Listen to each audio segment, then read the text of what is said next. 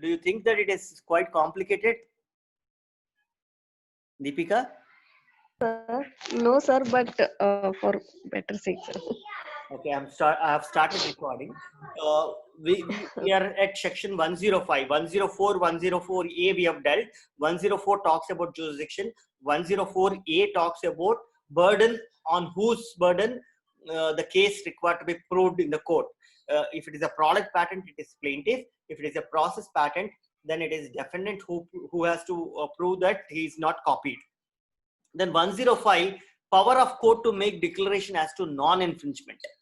Notwithstanding anything contained in section 34 or specifically fact, any person may institute a suit for declaration that the use by him of any process or making use or sale of any article by him does not and would not constitute an infringement of a claim of a patent against the patentee or the holder of exclusive license under the patent, notwithstanding that no assertion to the contrary has been made by the patentee or the licensee if it is shown that the plaintiff has applied in writing to patentee or exclusive license for a written acknowledgements to the effect of the declaration claim and has furnished him with full particulars in writing of the process or articles in question, and the patentee or licensee has refused or neglected to give such an acknowledgement.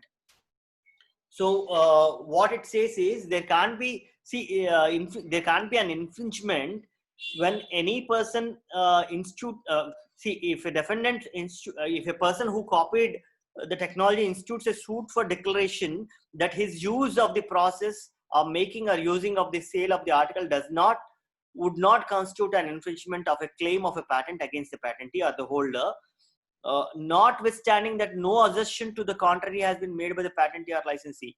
If it is shown the plaintiff, that is the person who copied, has applied in writing to patentee for a written acknowledgement to the effect of the declaration claim and has furnished with full particulars in writing the process or article in question. If I go and say that if I write to the patentee and say that my process and your process, or my product or your product, are completely different.